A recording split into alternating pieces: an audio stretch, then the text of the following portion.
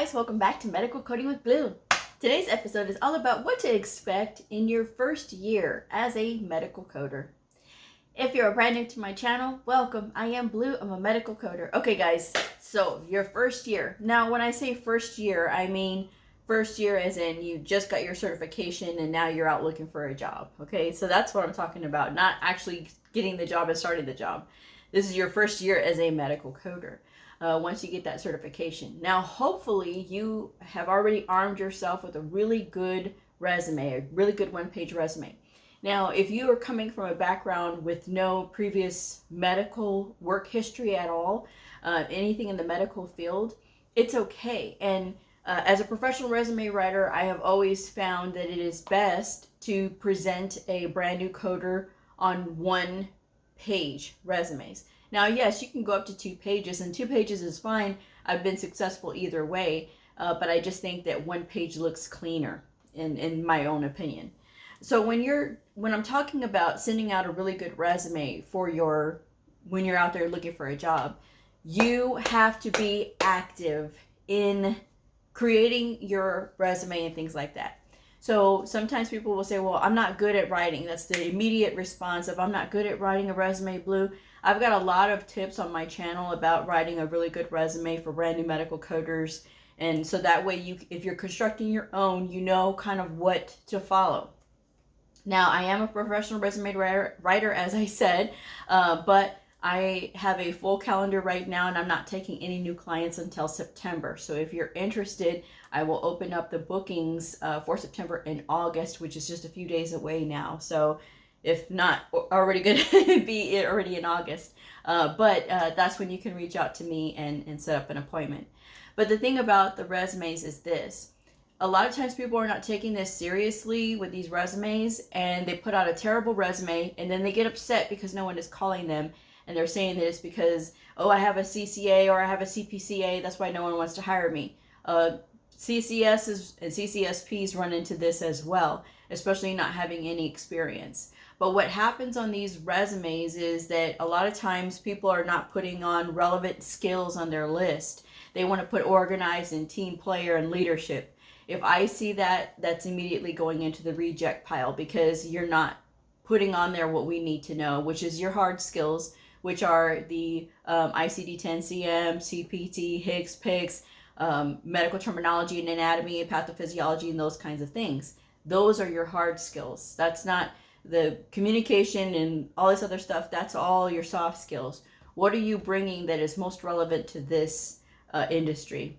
Additionally, not putting your credentials next to your name at the top of your resume. If I'm having to look and like an Easter egg hunt for your credentials or your credential rather, I'm not doing that. You're wasting my time, and I'm putting it into the reject pile. I'm just telling you guys this is what they're looking at when you're putting your resume out there. So hopefully you're being proactive out there again with your resume, and again with your applying. You can't really rely on these headhunters. Please don't, because those headhunters are there with specific types of things that they're looking for that the employer has told them that they want. So again, they're not going to waste time with somebody who's brand new, even if you tell them your situation and things like that. It's very few and far in between that you're going to hear anything back, which can lead to even more frustration with the work search process. And like, oh, I can't get anybody to call me back. I can't get any responses because you don't have any experience. And that's what headhunters are looking for. So avoid the headhunters, all right? Be proactive in the fact that you're actually going and applying for the organizations that you want to work for, the hospitals, or the clinics, the freestanding clinics that you want to work with. I do not personally recommend that new coders apply with private doctor's offices. A lot of times it's going to be the spouse that runs like the billing side. Oftentimes they do not have credentials as far as coding or billing to begin with, and they want things a certain way because this is the way that's always worked for them. And how dare you come in with your knowledge and thinking that you know. And actually you do know. A lot of new coders do understand like the rules because it's so fresh to them. And what happens with these spouses is that sometimes they don't want to hear it, and then they say, oh no, we're going to do it this way. you are responsible for every single one of those codes that you're applying. So you're the one who's going to have to answer, not the spouse office manager. You are. All right.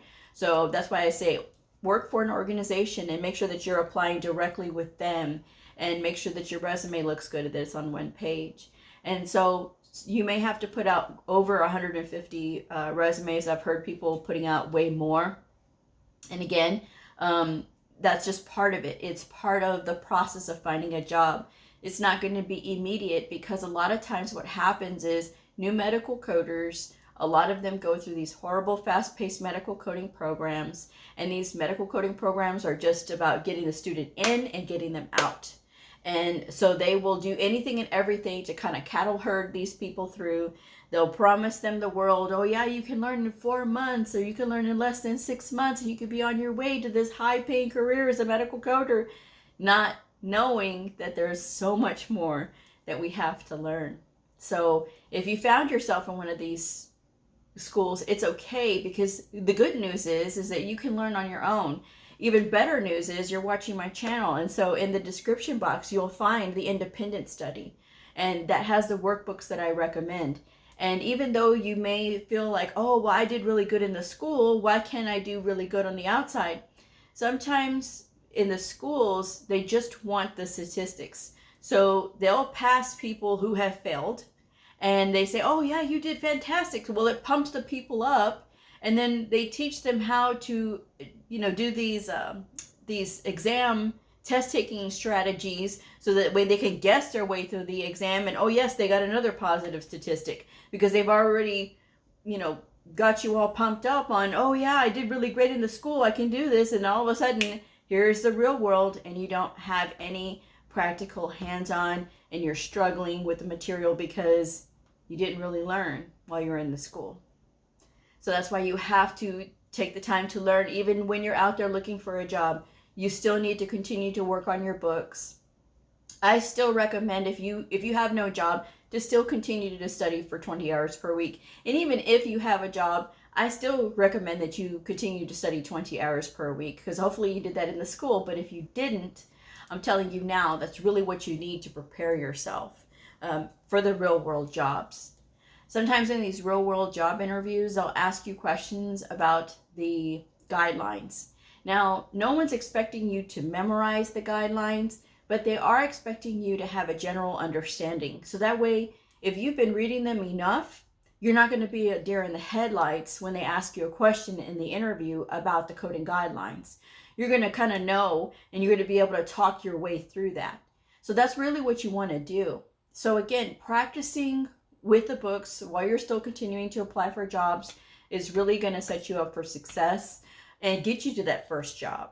The first job is not going to happen overnight, and if it does, if you happen to get lucky and get out there and you happen to strike gold the first time, that's wonderful. And it does happen. It's not a normal part of the process, but it's because it's usually people are looking for months. But again, if you are setting yourself up for success and making sure that everything is right, and you're being out there, you're being proactive, you're being positive, then you have a greater chance of success.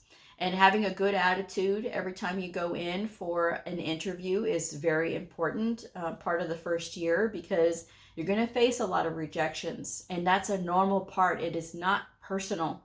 These people have to hire somebody that is going to be committed, that is going to be invested into staying with their organization, and somebody that is going to be interested in continuing to learn. And a lot of times people think that as soon as they get their certification, that's it. They don't have to study anymore. And that, my friends, is the wrong way to think, because you absolutely have to continue to study. So that's just the other part of that, all right? So once you do get your first job and you make it through all of that, now you're going to be working hopefully on site, okay? I always recommend for brand new medical coders that you at least work on site. And for sometimes, like I said before in other videos, if you are on the East Coast or the West Coast, space comes at a premium. So a lot of times their coders are going to be working remotely anyway. But hopefully they will have you at least in the facility for at least 3 months, so that you can get that hands-on teaching with somebody else that's a medical coder as well. Not a lot of people do what we do on a normal basis. You can go into any hospital and ask somebody that works there, what does a medical coder do?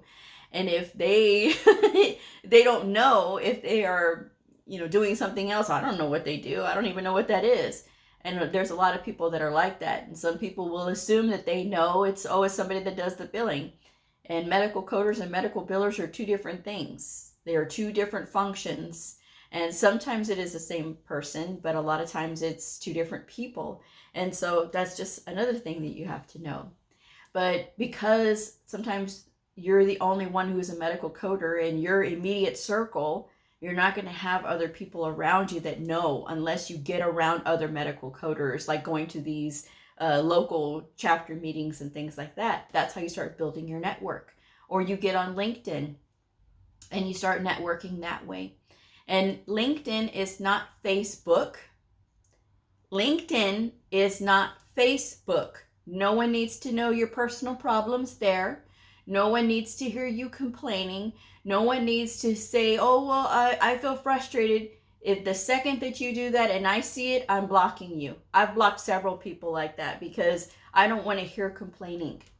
It's part of the process of being in this industry, even in the first year, even after you've gotten your job. It is part of the process of being frustrated, because sometimes you come in with all of the confidence in the world, and then you get hit with that reality of it's not what you think it is. It's something completely different, and I have to learn all this stuff. And like I said, being in person and learning the electronic health record, which is going to be new to you, because these schools, they teach like a generic version, but it's nowhere near what Epic is or what Cerner is or eClinical Works or any of those things, right? So again, working in person so that you can get that camaraderie, and it's just temporary. Please don't complain to me about how you don't want to do that. You want to work remotely. Guys, y'all think that it's so fantastic and wonderful to work remotely. And if you've never done that, you may want to think twice before really saying that, because working remotely is very difficult if you're brand new, because you're going to have questions. Things are not going to look like the book. And again, you're going to feel those feelings of, I don't understand this. I need somebody to help me. Who can help me? And you can't keep running back and forth to your lead medical coder or your supervisor, because they have their job to do too. That's why they hired you, in order for you to do your own thing. And again, learning to do your research is critical. That's a big part of the first year, is learning to do your research and where can you find your resources. Going to Google and being able to just type in the subject or the specific disease process or the specific procedure that you're trying to figure out is a great first step, because you're going to see all those websites pop up. Now, there's a lot of people, I want to use the chat GPT and all this other stuff like that. No. Because what that does, it's AI actually, obviously. And so is the search engine for Google. Yes, we understand that. However, what ChatGPT does is that it takes all this information from all these people that are continuing to use this program, and then it tries to get into this algorithm and try to figure out what you're trying to say. It's not a trained medical coder. It knows some information, but it doesn't know all. And a lot of times the information that it gives is wrong. But some of you are so insistent on using it and saying, asking it questions and playing with it. The more you ask it questions and the more you play with it, the more it thinks it's going to get smarter, because then people are going to start using it. And, I don't have to tell you guys, there was an article about a lawyer who did that when ChatGPT came out. That he thought he was going to be smart, and he did his summation, and he had a ChatGPT write it. Well, this thing cited a case, and he put it in there and he submitted it. Well, guess what? That case does not exist that he cited, and it had this whole thing because ChatGPT came up with it. So that's the thing that I'm telling you guys. This is health information. These are coding rules that have their books. Do not be so just careless with this information. Do not be so careless and say and ask it questions like it knows. It is not an expert. It is not an expert. That's why going to Google is better, because to me, there's all these things that come up with Google. So there's all these different websites that it's coming up with, and okay, this is the information that it has for this. And then you can go and you can look at it and investigate the answer. Don't just take it at face value. And that's the problem, is that, oh, let me ask ChatGPT what this question is, and then it's going to give me the answer. What's very irritating to me is when people who are not in our industry, like these software designers and developers, when they talk to me like they know what this is. No, sir. No, ma'am. You don't know what this is. You don't have any clue as to what we do, because all you know how to do is design a program to design with algorithm and all this other stuff. And oh, you got a few things right, but you didn't get everything right. So please have several seats. All right. When it comes to medical coding, it involves books, it involves research, and we have to know how to do those and how to look that stuff up. And trust me, that information is going to be a lot more reliable when it comes from books, when it comes from reputable websites, not asking ChatGPT what the answer is.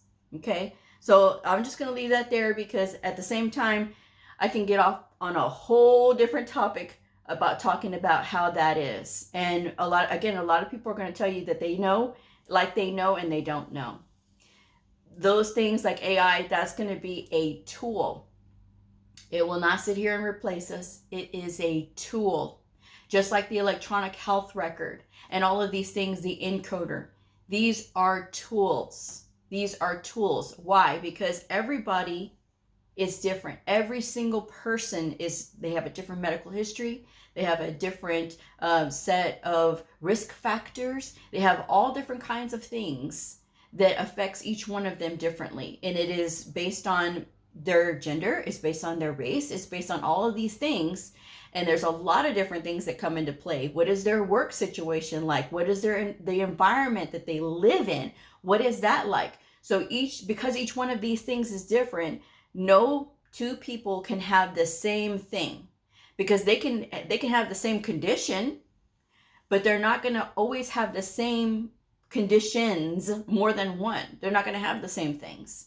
So again, that's something that if we focus on continuing to build our own personal knowledge and learn how to find things like the Merck manual, and learn how to find things like the CPT assistant and coding clinic and all those things, those are things that are reliable for us to be able to get our information, so that we know where our resources are, where we can find the answers. All right. And that's all your first year is going to be, is a big, huge learning process.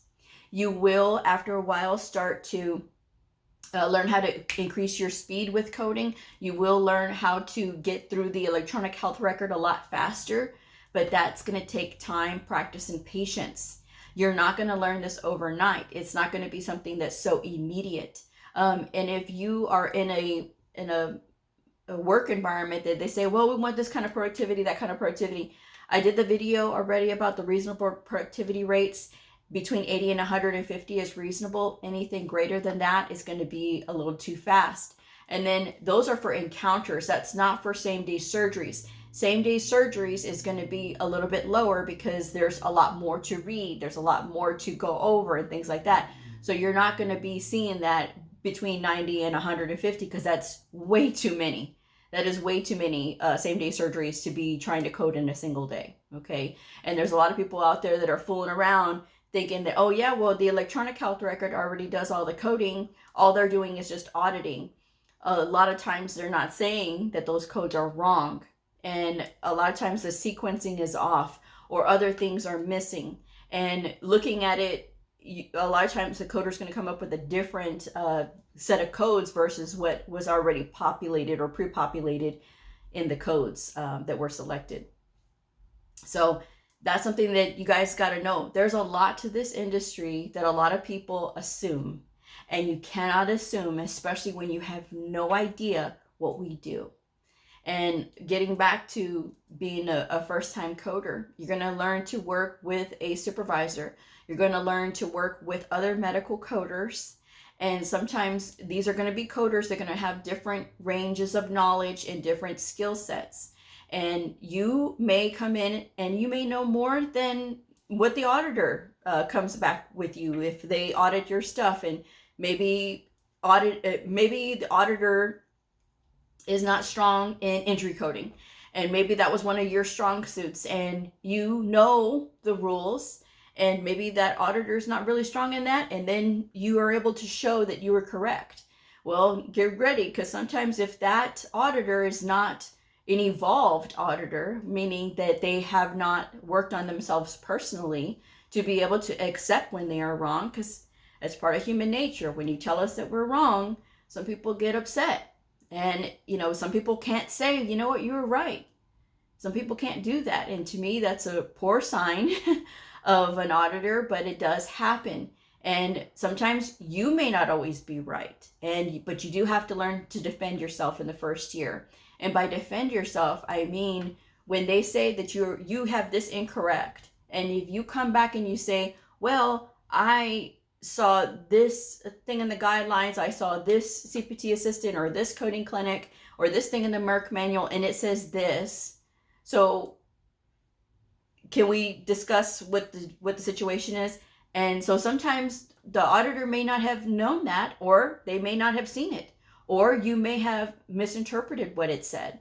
And so the auditor comes back and explains to you, okay, this is actually what this means, and this is actually what this is.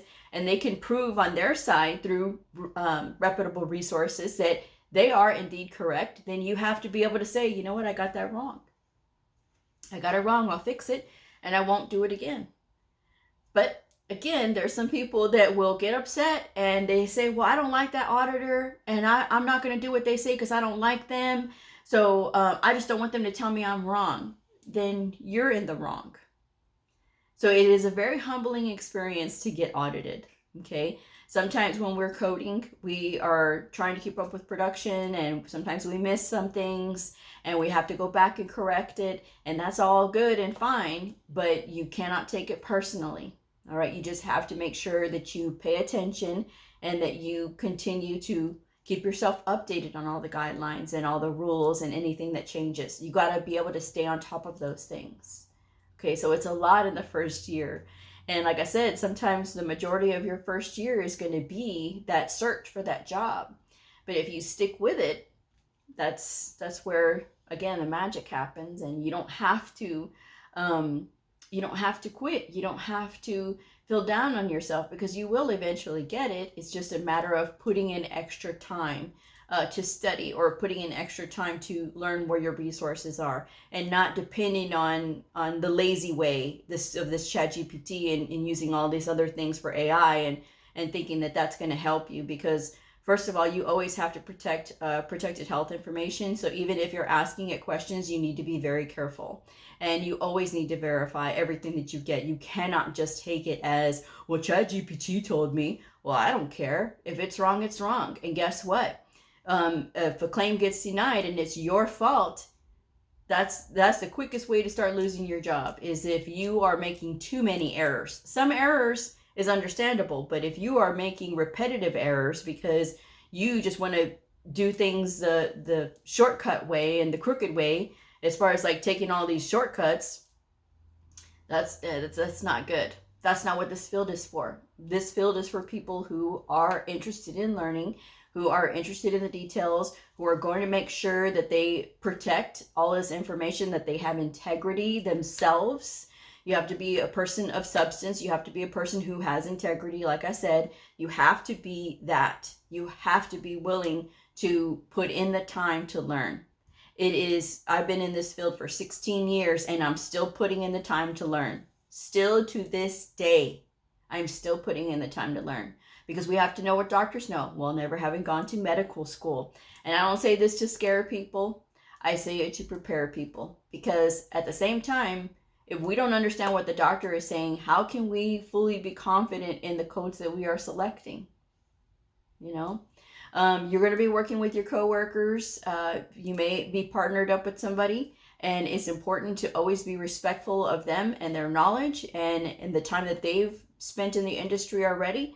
And it's important to Just keep your mouth shut and keep your head down, and you need to code. You don't need to be caught up in any workplace drama or anything like that. You, like I said, keep your mouth shut and keep yourself busy with the work. It's those people that will get in and start complaining about their spouse, complaining about their kids, that now this is something that people can use against you. And you may not be thinking that people are going to be using anything against you, or maybe you're working remotely and it doesn't matter, but you're confessing all of this stuff to a coworker. You don't know what that coworker is going to do with that information. They can twist things, and you don't know those people. You don't. And I can say this because I've personally been through this. You know, when you think that you have a really close friend at work, and I had this close friend for years, 4 years, never an argument in 4 years, was the sweetest woman ever. And I thought we were going to be friends forever. No, she talked about me so bad behind my back, and for no reason. And all because she made up a lie. She made up a lie about me. And I never confronted her about that. But, you know, at the same time, here's this person making me look like a fool because here I thought we were friends. And that's what she did. And so to this day, I have learned that lesson of, you know, sometimes you may think somebody is your friend and the nicest, sweetest person in the world.